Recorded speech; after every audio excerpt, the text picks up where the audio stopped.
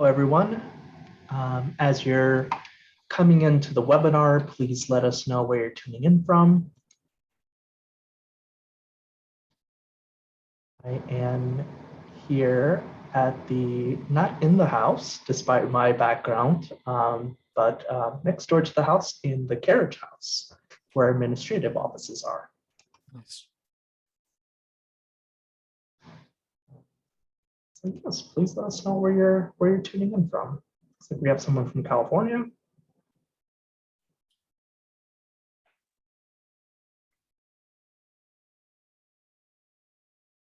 We'll start in in a minute or two. We'll let other people join in.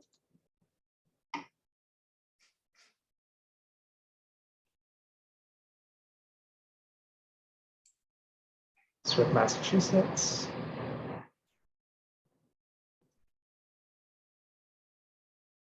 Is that a nice background photo of the books or of the Pan-American Exposition? I saw somebody compliment one of our backgrounds, or maybe it's Cecilia's office.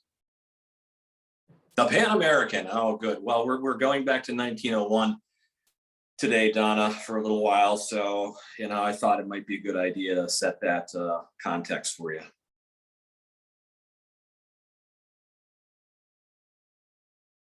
We have someone from Old Lyme, Connecticut.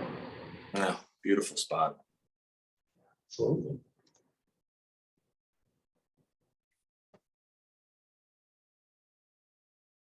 No, Cecelia is in Nashville. Robert, where are you again?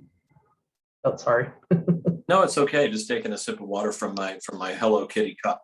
I am in Northern Virginia, about 10 miles outside of DC. Excellent. Lived here for a long time, but of course originally from Buffalo. But Northern Virginia is home now in a certain way. It's a nice enough spot, really, all things considered, except for the traffic. Yeah. There's that.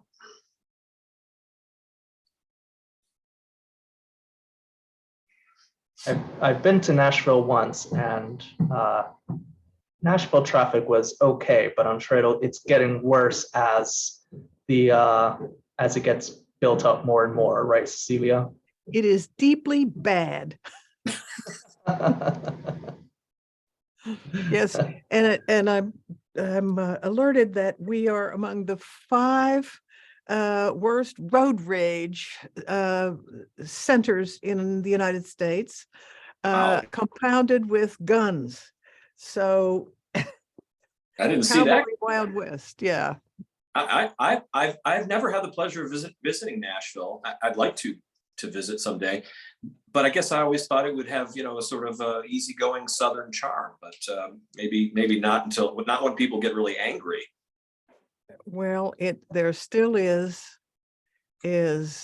that Southern hospitality that emerges sometimes when you just need it.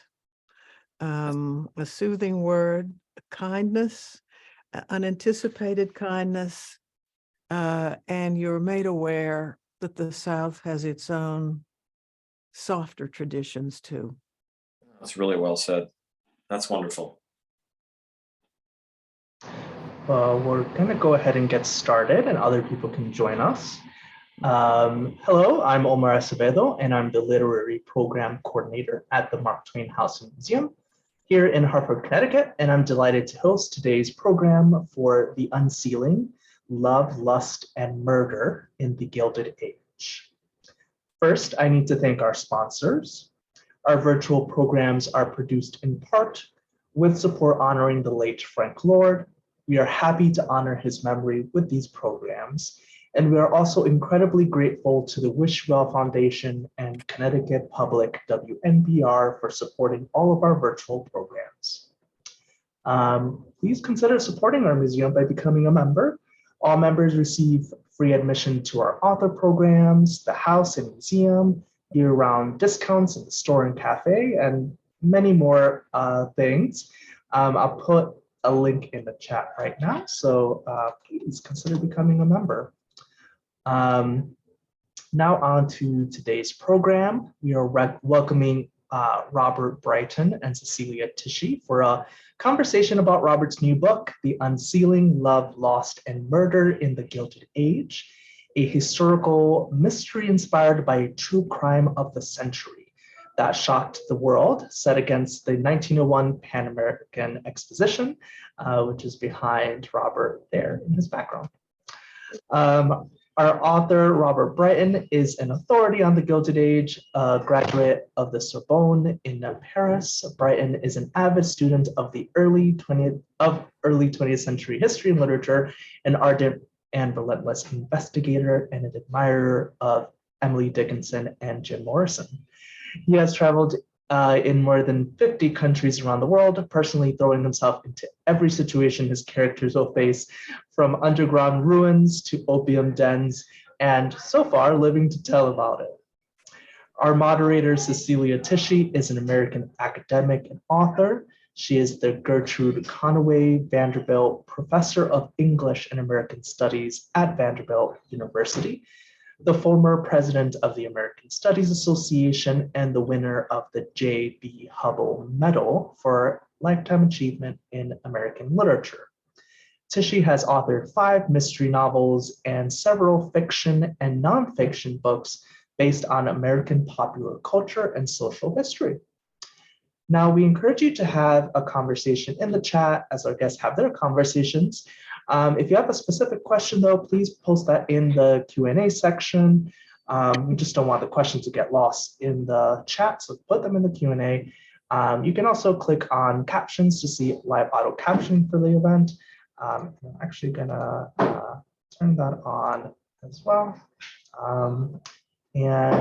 Finally, and perhaps most importantly, I'll be putting a link in the chat to purchase The Unsealing through our museum store. Your purchase will support our museum and our honored guest. So please sit back and enjoy, and I will turn this over to Robert and Cecelia.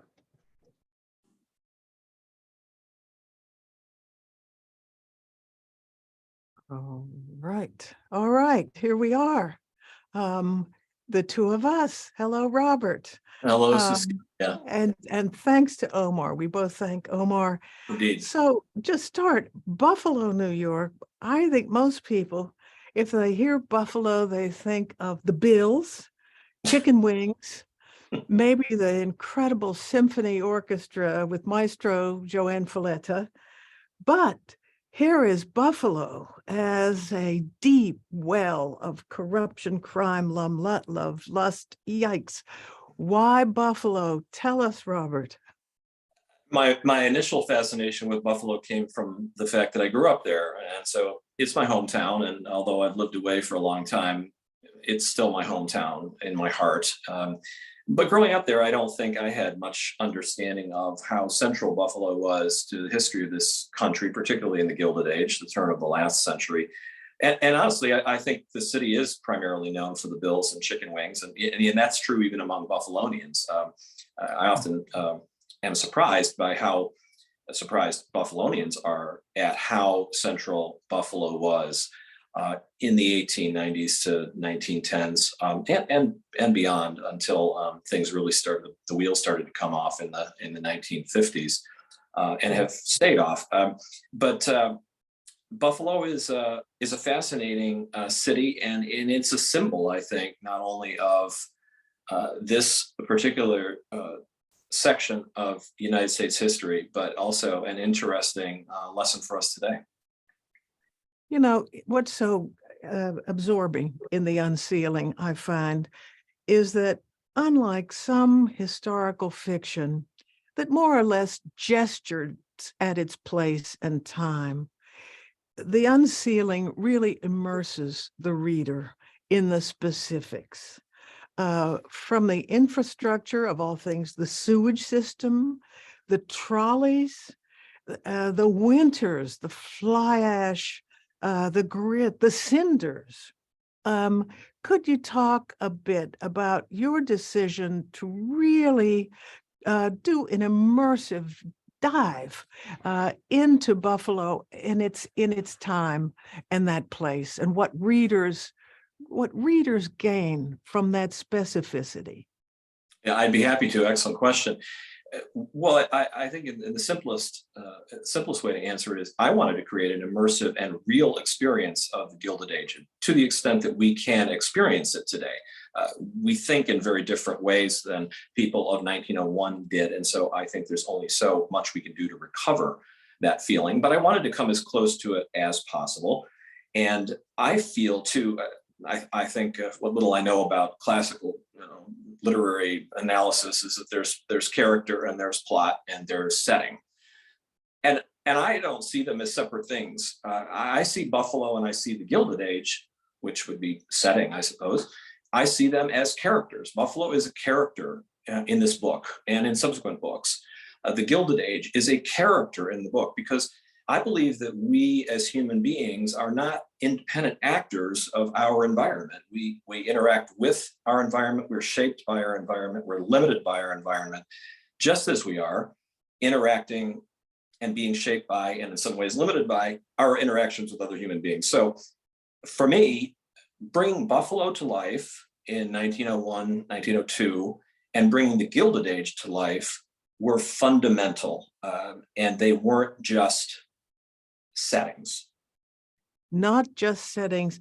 And I to confess to everybody who's here, you and I did have a short telephone talk, and you revealed your research, I'll call them methods. And we know that academics go to libraries, dig into the archives and so on, but you have a special, I think, intriguing backstory of your research, and I know everybody would be interested in it. If you would please tell everybody what you told me. Well, it's very flattering. I mean, I probably would have characterized it more as obsessive than anything else. But as I said, I wanted to get as close to the real Gilded Age as I could. Now, everyone who lived in the Gilded Age is dead. Their children are dead. Most of their great children and great grandchildren are dead. So there's no one you can really talk to.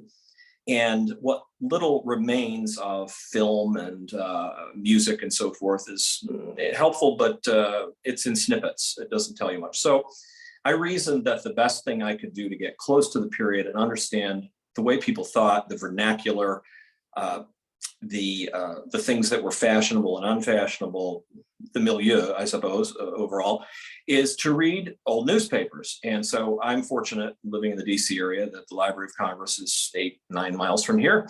And so I took the better part of a year and a half, it was more than that actually, but a year and a half, let's say.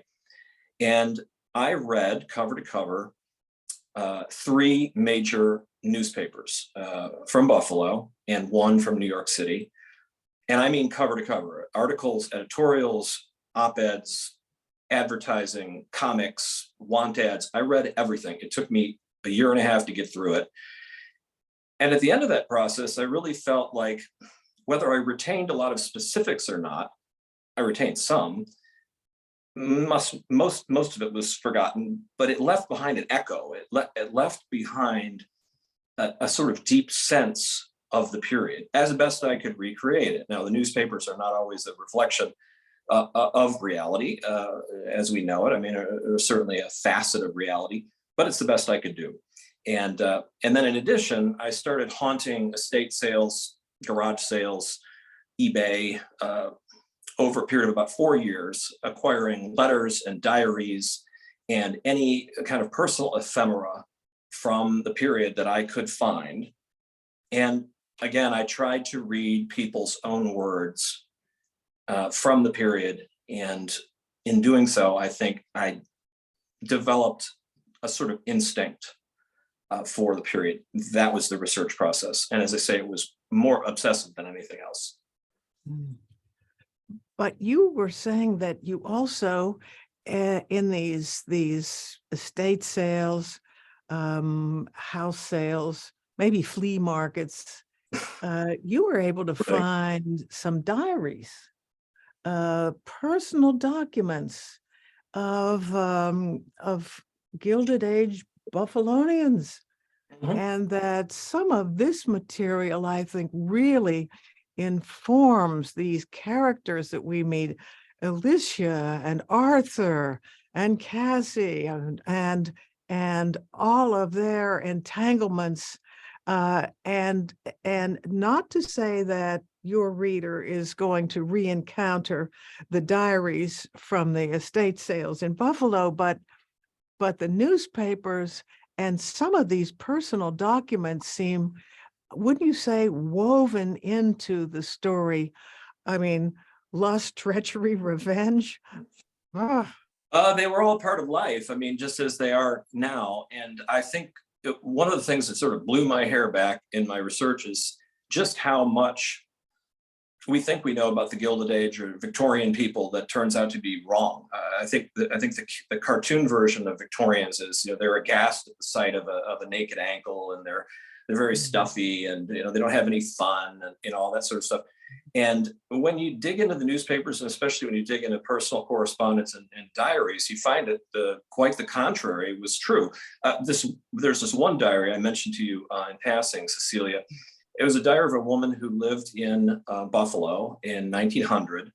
And it was very interesting because I was reading along, and she was going on about various social events and things that she and her husband had done that day and so forth. And then I kept hitting these sections in the diary that were in code. They were encrypted in some way, which obviously piqued my interest. And one of the advantages of living in the DC area is there are people around here who know something about codes. And a friend of mine who does, volunteered to have a look at it.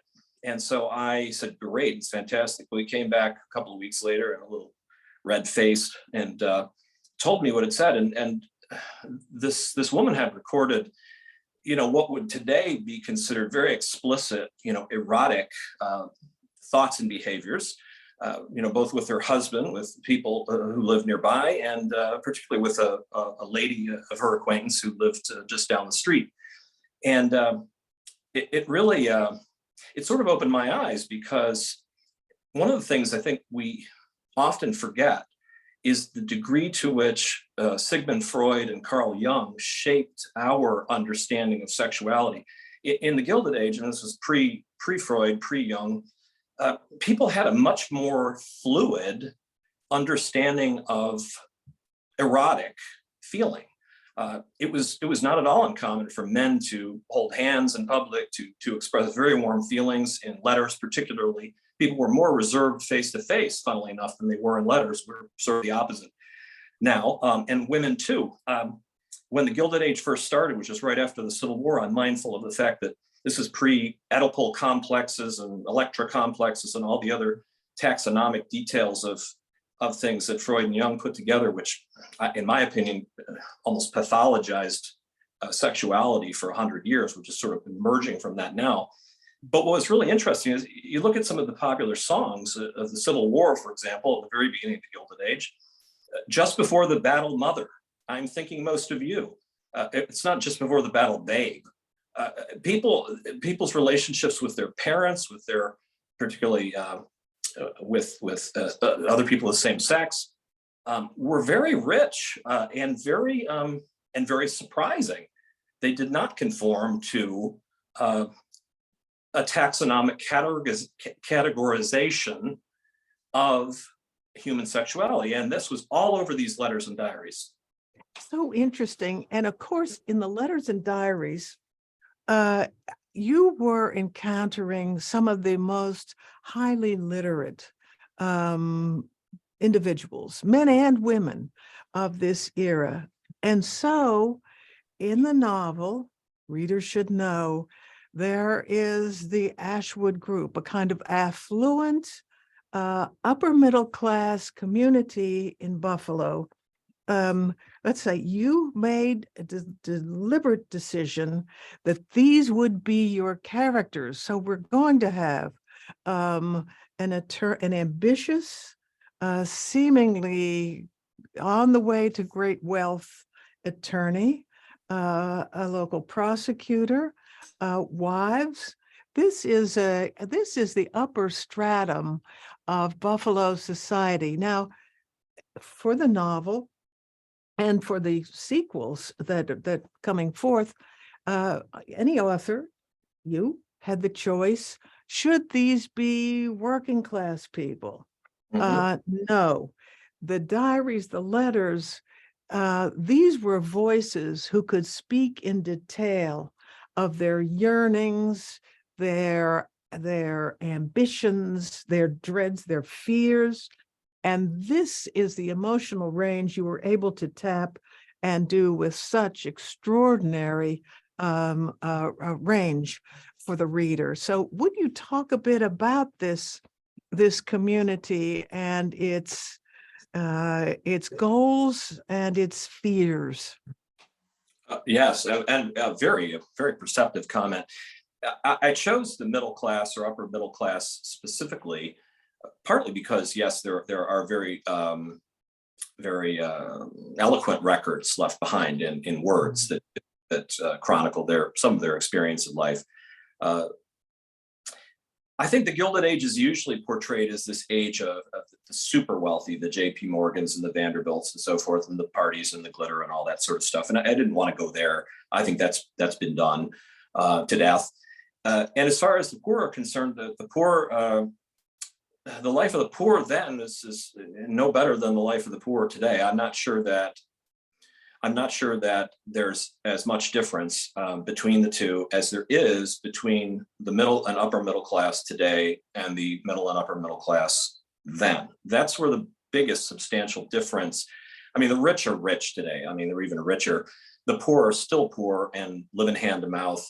But the middle class and the upper middle class, that has completely changed. And so the last thing I'll say, and then I'll talk about this Ashwood set briefly. The last thing I'll say about choosing the upper middle class is that I think the upper middle class then is surprising too, because really they had, by our standards, very little. Most of the people then didn't have really hot and cold running water in their houses. They certainly didn't have. They had primitive refrigeration. They had some of them had electric light, but it was very dim and so forth. Mm-hmm. And so there's a big difference in the way they lived, as well as in the way they thought, from today's middle and upper middle class. Now, the Ashwood set, as I call them in my naughty neighborhood of Ashwood, Buffalo, is based on a real place, and it was the place where the up and coming people used to be called yuppies, I guess, would reside. They were the lawyers and the professionals and the business owners and so forth, and they hadn't made the big pile of money. They didn't live in the grand mansions, but they were also well above poverty, and they were the people that felt that. I think they were emblematic of the Gilded Age in the sense that they really felt that they were building a new world. One of the things that were very common at that time was the discussion of the so-called new woman and the new man. I think there was an understanding, again, primarily in the middle to upper middle class, that the previous roles and definitions of what made a man and what made a woman were very limiting. And so the new man and the new woman emerged in the middle class. It did not emerge amongst the poor because they had no leisure for this. I mean, the poor have never had leisure for anything. So you need leisure to make change happen. And the rich had so much leisure that they didn't want anything to change, right? So again, this is where the middle class comes in. And the Ashwood set, this group of up and coming, aspiring, intelligent, educated, and very naughty people just fascinated me from the start, and I was drawn into their world. So educated, but also subject to their own passions. Very much so. So that the bounds, the norms, the guardrails of their society were there not necessarily just to be smashed through simply because they were the guardrails, but because passion, lust, cravings overcame logic, reason, rationality. And so we have a novel in which this exaltation of emotion starts to prevail and take over the lives of these people. Well, it started to bubble out of the private sphere. In the Gilded Age, what you felt and did in your private life were generally tolerated. Nobody wanted to know. It's fine. You do what you want to do, and people did all kinds of things. But in public, there were expectations. And what's happening in Ashwood, I think, is that these simmering passions and sometimes lusts are breaking through those societal barriers of what defined good taste. And so some of these folks begin acting in public the way they might have acted only in private just a few years before. Sort of turning inside out the decorum and the emotional, the bare emotion.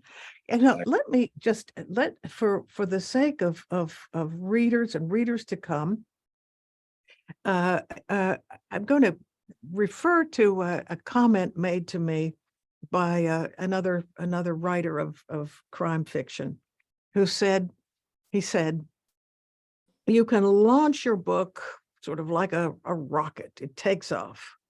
And toward the conclusion, you just feel the pace hastening, and everybody wants to know what happened. But he said, in the middle, that's where your challenge is. That's where his quote was, the long, slow middle can take over and kind of set you into a sort of swamp. Now, not so in the Unsealing. Lots is going on in the middle, including transit out of Buffalo and into New York City. So could you talk about the decision that this novel principally, it's Buffalo with all the excitement that does take place there, but also it's important that the characters sort of get out of town and go to Gotham. What's behind that decision? The reality is that people who were in the middle and especially upper middle class, like a lot of people in second cities all over the country today, look to New York as just a very cool place to be. If you can make it there, you can make it anywhere. And I think Buffalonians of the day like to go to New York City because it really felt like they were getting away from what they knew was, although a very prosperous city, and I mean, the nexus of railroads and Erie Canal and Great Lakes traffic and shipping and all this, I mean, very busy business-like city. I think there were a lot of Buffalonians who were mindful of the fact that it still was sort of a provincial place. And so going to New York was a way of honing one's social skill, awareness of what the newest things were. And in the Gilded Age, people were obsessed by the new. They wanted to know, what were the people in New York doing? What were the people, let's speak of fashion for a moment, what were they wearing in Paris?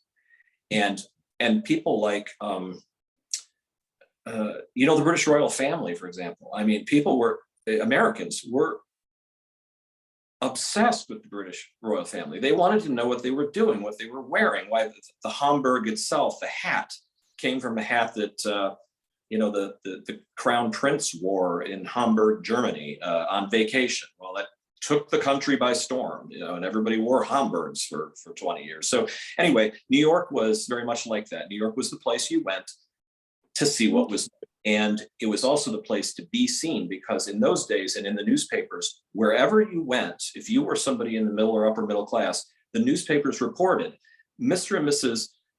Pendle are staying at the Waldorf in New York this week. That was a big deal. Now, if I'm recalling correctly, do you not have quite an extended description of the Hoffman House Hotel? Yeah. The Hoffman House. Now, that hotel, for many people, is memorable for its men's bar. Oh, yes. In which a painting of a nude, sumptuous woman, is a wall mural, and order that the patrons of the bar not seem to gawk at her. They would stand at the bar, order their drinks, and in the mirror behind the bar would feast their eyes on that lady on the wall. Now, that's not your focus on the hotel, but anybody interested in a hotel, Gilded Age, turn of the century, no better description than yours in the ceiling, in which the reader gets to visit the hotel and, of course, its bedroom. Talk about why you chose, if you would, that hotel, because there was the Plaza, there was the Waldorf. Why the Hoffman House? Oh, wow, that's a great question. I love the stuff that you're finding in the book. I mean, it's stuff that crept in there out of my subconscious, I think, more than anything else. The Hoffman. So you're quite right about the painting, nymphs and satyr, and funnily enough, you know, as in the years preceding the setting of this novel, like the late 1890s through about 1902 or 3, the painting was on display in the bar room, the saloon they called it, the finest saloon in the world, and then as time went by, it's funny. This is why people think Victorians are stuffy. Actually, people got stuffy after the Victorian age, because what was happening, like in 1903, 1904, people started to say, this scandalous painting, we got to do something about it. And so they put up a curtain around it. It's a big roof over it with a curtain in front. And for once an hour for 5 minutes, the bartender could, you know, crank the thing open, and everybody could look at the nude nymphs and the satyr. And then it was a couple of years later, in the first decade of the 20th century, removed. The moral police decided that it was not a good influence, and so they forced it to be removed. It was used on the Hoffman House's cigar boxes and everything, and then they did all kinds of things where they painted dresses on the ladies. And anyway, long story short, but it's funny how people got stuffier and a little more moralistic as time went by. In the Victorian period, there it was, you know, hanging on the wall. But the Hoffman, I chose the Hoffman. I researched all the great hotels, you know, of New York at that time, and the Hoffman I chose because it was the place, again, where the new thinkers would go. The Plaza and so forth were a little bit more of the stuffy, very upper crust. But the Hoffman was the place you went if you wanted to rub elbows with people who were thinking in new ways. It was also a place, and it is partly, I think, because of this painting, it reflects a little bit of the level of tolerance that the Hoffman had for shenanigans. So in my book, you know, two of the people who visit there, man and woman, would have, not unmarried, would have likely been turned away from any other great New York hotel, Palace Hotel. But the Hoffman was willing to turn a blind eye. Okay, let's. Forgive me for interrupting, but just thinking of the people, of the couple there, the coupling. Here is Arthur Pendle. Here is Alicia. The readers need to know a little about these main characters, and I hope you might say something about Arthur and Alicia Alley, and Sure. why we need to be interested in these two. The book, of course, leads up to a crime, and it's based on a crime that actually happened. My characters are loose interpretations of a few of the real people involved, but they are fictional characters. But because what I'm trying to get at in the book is, and all my books, I think, are more what I think of as why-done-its than who-done-its. So, yes, we solve the mystery of what actually happened in this previously unsolved true crime event of 1903, actually, is when it happened. We do solve that in the book, but that's not the main interest. The main interest is understanding the why, the motives, and how people's small decisions, the tiny decisions that they make in life, end up having large and in some cases fatal consequences. So Arthur Pendle is married to Cassandra Pendle. He's from Maine. She's from Connecticut.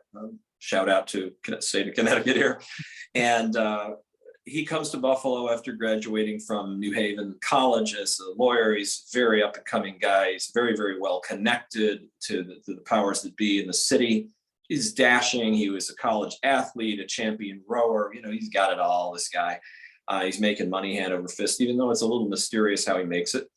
And Edward and Alicia Miller are the other sort of couple in this. It's more than a love triangle. It's a love quadrangle, if you want to call it that. If there is such a thing, that might be a topic for another book. But anyway, Edward and Alicia Miller are the other couple who loom large in the book. Ed is the owner of a very successful envelope manufacturing business, and he's on the road a lot, pursuing his own little dalliances and affinities along the way. And Alicia is the very unsatisfied and constrained wife who really is kind of this new woman, I suppose, in many ways, of the late Gilded Age. And she was based on the real life wife of a man who was murdered in this terrible crime. And as I read the true accounts of this person, I was so inspired by her. I mean, she's always been portrayed, the real person has always been portrayed as sort of dragon lady and femme fatale and so forth. And yet what I got from it was she's really one of the first truly modern women. What she did and the way she held true to her own vision of the world and of herself are, in the context of the late Gilded Age, nothing short of remarkable. And part of what I wanted to do in this book is I wanted to tell a fuller story of this woman, and not again the cartoon version of the house wrecking, horrible harridan, that they portrayed her to be, the press, the police, everybody, but rather as somebody with very, very deep loyalties, very deep sensibilities, and a real mission, I think, to make the most of her life.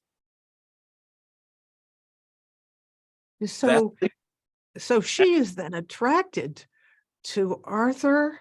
You just described him, but he is also, should we say, dependent upon an economic system that is fostering kind of unbridled capitalism. Wall Street, shares of stock, the great minerals grab, timber, metals, copper, I don't know. And so he sees great wealth. And of course, there were the figures. Jay Gould was making his fortune in financial wizardry, it seems. Why not Arthur Pendle? Can he not, an up-and-coming attorney who imports his Scotch whiskey from Scotland itself, can he not join the ranks of the very highest level of reapers of wealth? And yet, there's vulnerability in this system. And is he entrapped? Is he too high a flyer, sort of Daedalus up there with wax wings? What would you say? Where do we put all of those things? And he's very much the new man of the Gilded Age. The Gilded Age had some notable positives, I think, compared to our age. I don't want to go back and live there, don't get me wrong, but it had some notable positives, but it had some real negatives. I think the biggest negative, which almost infected everything, whether it was the way people treated the environment, casual cruelty to animals, Indian genocide. I mean, we go on and on about things that happened in the Gilded Age. But there was a kind of, there was this youthful arrogance that the country had, the thought that we can be and do anything we want. And so this hubris that characterized, I think, society in general, and particularly, again, middle and upper middle class, and the rich, in this case, society, are reflected in Arthur Pendle. By the way, the Gilded Age, I think, some people, and I have even thought it came to a close with World War I, but it probably came to a close with the sinking of the Titanic. And if you think about it, I mean, the very notion of an unsinkable ship, a ship more powerful than nature itself, is a reflection of Gilded Age hubris, nothing more, nothing less. And so Arthur Pendle believes, like a lot of people in the Gilded Age, he's sui generis. He's not that unusual in many ways. He's an educated person from an Ivy League college. There is no reason why he can't be the cock of the walk. And all he has to do is get rich, and he has to have the right woman on his arm. And he goes after it. And like you say, I mean, yes, you fly too close to the sun, there are consequences. And there are consequences. So outside of his world, there are currents that could sink him. Very much so. Very much, yes. Now, just so that everybody can get a taste of the Unsealing, would you please read to us a bit from it and tell us where it is, what we're going to hear? Well, I'd be pleased to, and actually, this was not planned, folks. Okay, this was not planned, but Cecelia, some of these questions about Arthur and Alicia and how they met and their relationship, it's a perfect lead-in, because the section I'm going to read, take a few minutes, is Alicia and Arthur's first meeting at the Ashwood Social Club, which, by the way, is what I call my blog. So if you join my blog and my website, you'll be joining the Ashwood Social Club, and you'll be in the coolest club since 1901. Trust me. But this takes place on Valentine's Day at a dance hosted by the Ashwood Social Club, and this is where this is where people got up to a lot of stuff, and there was a lot of flirtation. So the section I've selected is Alicia and Arthur's first meeting. By the way, here's the book. So hope you can see that. Oh, no, it's disappeared. There it is. There it is. Got it. All right. Got it. That's the problem with the virtual background. All right. So this is an early chapter in the book. It's called Valentine's Day, February 16th, 1901, Saturday evening. And the dance is going on. And as the music died away, Arthur strode off the floor, dabbing his forehead with a handkerchief. As he approached the table where Cassie and Alicia were sitting, he inclined his head slightly, almost as if puzzled.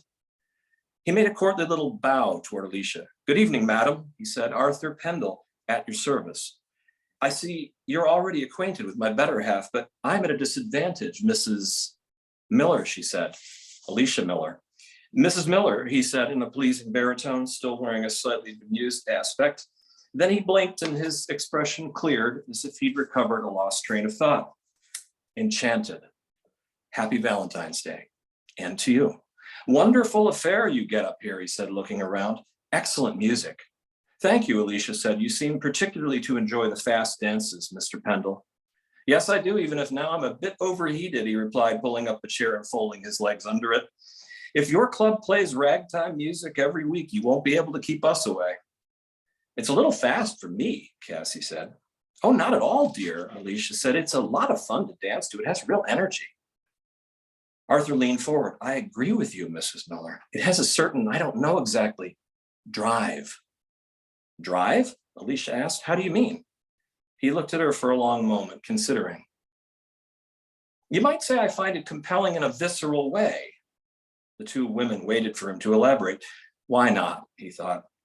"Let's put it this way. If Mozart appeals to the head and Beethoven stirs the heart, I think ragtime speaks the language of," he leaned over and whispered, "the loins." "Oh, Arthur, for heaven's sake," Cassie said, reddening. "It's dreadful. We're guests here. Apologize to Mrs. Miller." "It's all right. I think I know what he means," Alicia said to Cassie without taking her eyes off Arthur's.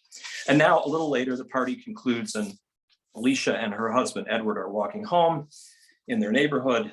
And Alicia says, Ed, do you know anything about ragtime music? Well, it's all the rage at the downtown music halls, he said. Do you like it? Well, it's noise, if you ask me. It's not what I think of as music. I like it. Of course you do. What does that mean? You like to like the things I don't. Don't flatter yourself. I don't spend that much time thinking about what you like and don't like. Now there's something we can both agree on. They walked in silence the rest of the way to their home, an imposing new house with a wraparound porch, bay windows, and a widow's walk. They tromped up the stairs to the front door and into the large wainscoted parlor. I'm tuckered, Edward said, hanging up his overcoat. Me too, I'm going up. I think I'll read a little in my den first, he said. Well, try not to fall asleep with the gas on again if you do. That happened once 3 years ago. And you almost burned the place to the ground. But I didn't, did I? He put his hand on the doorknob of the den just off the foyer to the left. Good God, Allie, what did I do in some former life to deserve this? I wonder that myself sometimes, she said, starting up the staircase. When you do come up, remember to kiss the girls goodnight. I always do. In her bedroom at the front of the house, Alicia threw herself down on the bed, still in her party dress. She looked at the ceiling, at nothing, and forgot about little Edward, stewing down there in his stupid little den. Instead, she found herself thinking about champagne, ragtime, Arthur Pendle, and his loins. She smiled, a flat and wry smile. Who says that sort of thing? And we are hooked. And well, it's Valentine's Day. Because I'll be going into the studio in a couple of weeks, actually recording the audiobook. So this is good practice. Thank you very much. Terrific, terrific. And just the right pace. Keep that same pace when you record. And here you have used, of course, so cleverly, Valentine's Day, and it's the middle of February. And this is a novel in which I could say the calendar will play its part, because as the story complicates itself and drives on, we're going to approach Christmas and New Year's. Yeah. Now, without no spoilers here, as we have agreed, but this is a novel that's going to use the seasonal change and the move up toward these holidays. And this is obviously a craftsman's decision on your part as novelist. Would you say something about that? Here, we all know Buffalo, snowy winters, that's about all people can think, but you have wound into the winter, the holidays, and the uses of snow and ice. Talk to us a little about that, if you would. Sure, I'd be happy to. I think in Buffalo, the seasons do matter a lot. There is a long winter, and people are somewhat inured to it. I mean, they don't just huddle inside for 5 months, but at the same time, once the weather warms, everybody is outdoors and they take advantage of that time. I think in the novel, back to my comment about setting, I really feel like weather. I really feel like smell. I feel like sound. They're all characters. They're all things that affect our mood. Have you ever had this? I'm sure you have. I mean, have you ever had this sensation I like to go walking around here, just thinking about things, and I'm lost in my own thoughts sometimes, maybe more than I should be. And then something goes by that's just so loud, whether it's a fire truck or just bad muffler or something like that. And at least my initial reaction is I kind of get irritated, what is that noise, And so I guess that's part of, as you say, a craftsman's decision to create an immersive experience where I want people to see in these characters a little of themselves and a little of our real life and lived experience in 1901 and how people reacted to things and the things they didn't react to. They were surrounded by the stench of manure, for example. I mean, mountains of manure.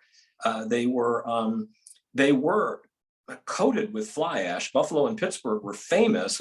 Men used to have detachable collars, high collars, and they used to have detachable cuffs.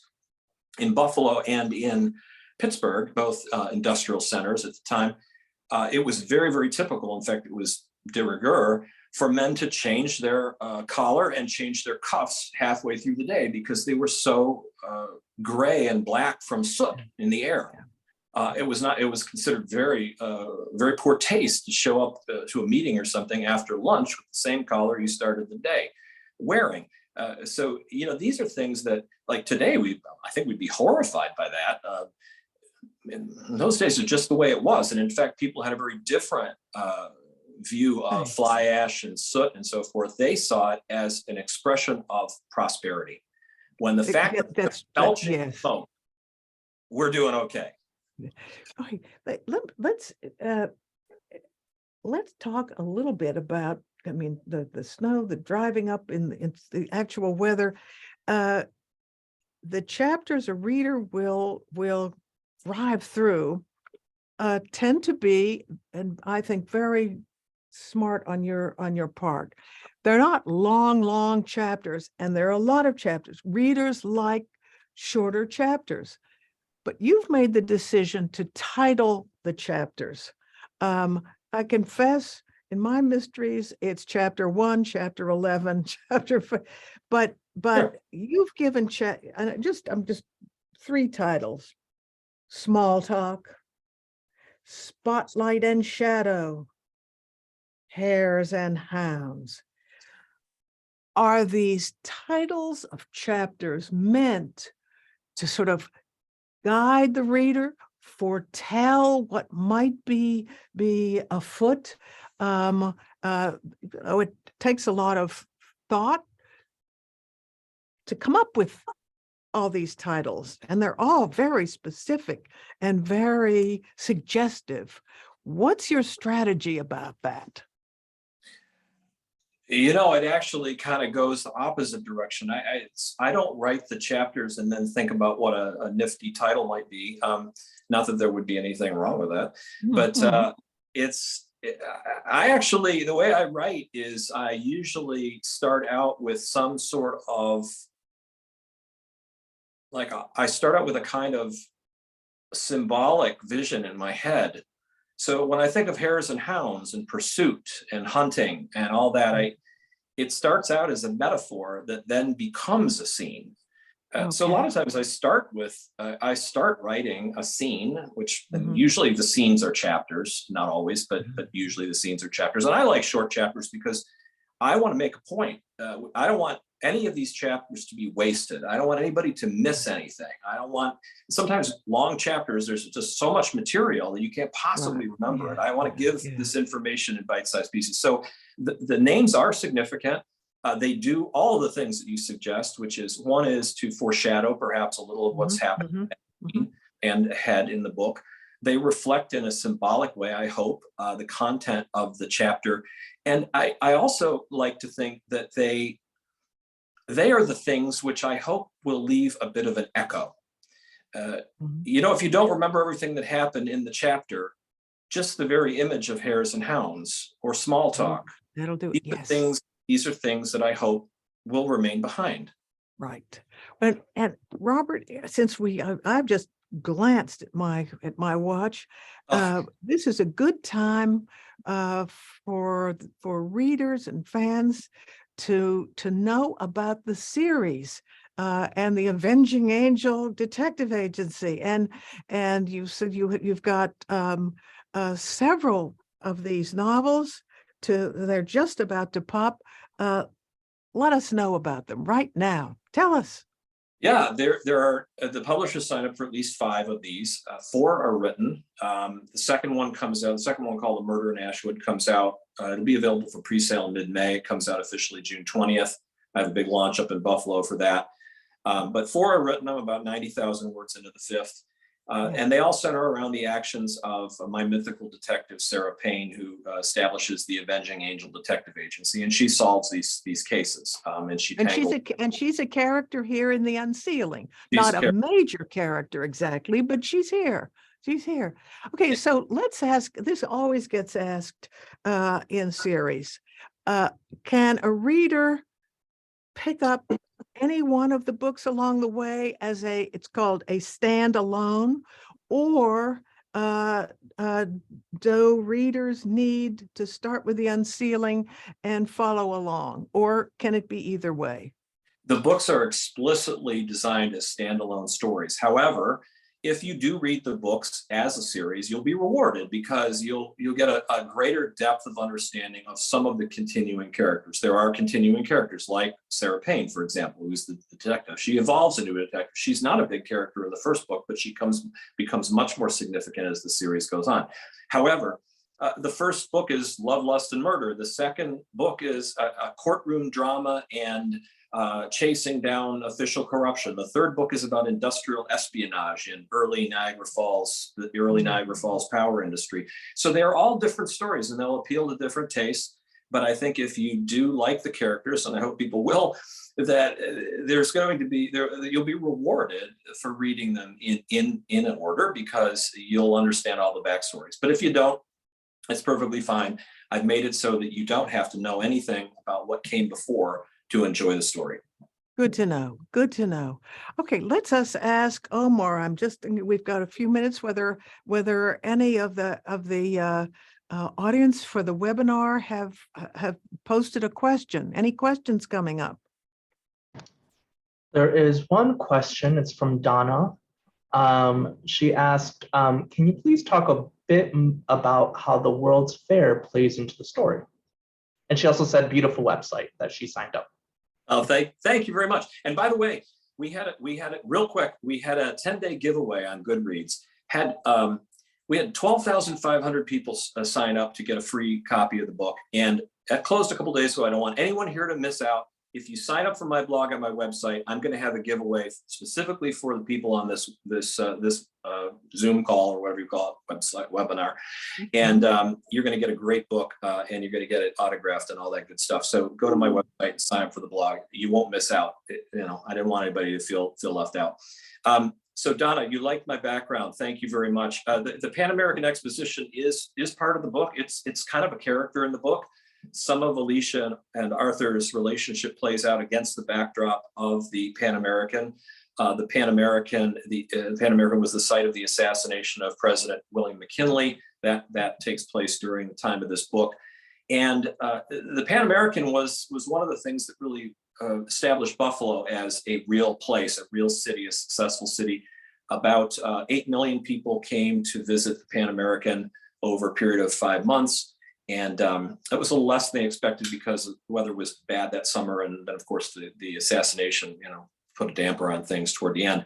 But when you think about the fact that the population of the entire United States was about 60 million, 8 million people, almost 15% of the entire population came to Buffalo.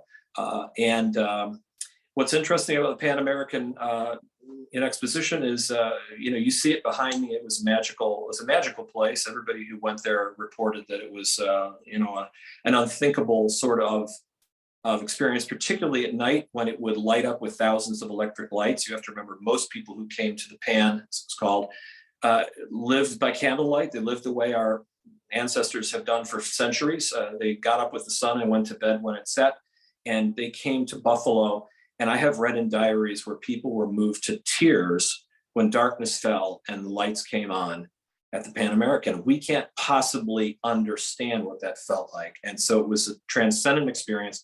Interestingly enough, nothing remains of the Pan. It was all torn down soon after the event, save for one building, which was intended to be permanent, and that is today the Buffalo History Museum. They are great people. If you get to Buffalo, you have to see the Buffalo History Museum.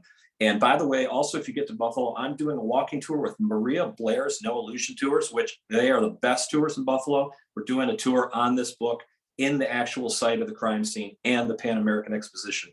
So it is a great, great tour, and tell you a lot more about the Pan. Sounds fabulous. Now, I'm going to come in with a question here for the readers who have completed this one book. They're not yet got to the next books. I've read this book in the first days and weeks. It's so fresh. I remember all kinds of details. I won't name them right here. As a few months go by, there'll be some memory of this book and its meaning. What would you like readers? Often there's that phrase, what's the takeaway? But what do you hope that readers will retain after a good while? From what this massive project here, what would you most hope that people have in mind? So if you get together for a drink with somebody, oh, I read that book of yours, and here's what I really remember. What should it be? I guess in the longest possible, over the longest term, I hope people will, I hope this will inspire a sense of kinship, kinship with the people of the past, that they're not so different from us. Their world was different. Yes, they thought about things differently, but we can understand that if we try, or much of it. And I hope there'll be a kinship with those people. I hope people will build relationships and kinship with my characters, and they'll like them enough that they want to revisit, they want to see what they're up to as time goes by in the series, and they'll even think about what Alicia might do or what Arthur might do in a given situation. I hope they're that real. And then in the most profound sense, I hope that this inspires like a reverence for our importance in our own history. We are the people of the present, just like the people in Ashwood were the people of that present. And our decisions and our lives matter, and they will leave a mark on the future, just as all those people in the Gilded Age left a mark on our present. And so, if the books are real, if the books are real to do that, I've succeeded. There's a saying: "We live in history, and history lives in us." That's perfect. And what you've just said is really important. Thank you. Perhaps with this, Omar, are you ready to to sound I don't know, taps? What do you? Taps. Thank you so much, Robert and Cecelia. We're all very excited to read The Unsealing and begin our journey in this very exciting series. Thank you.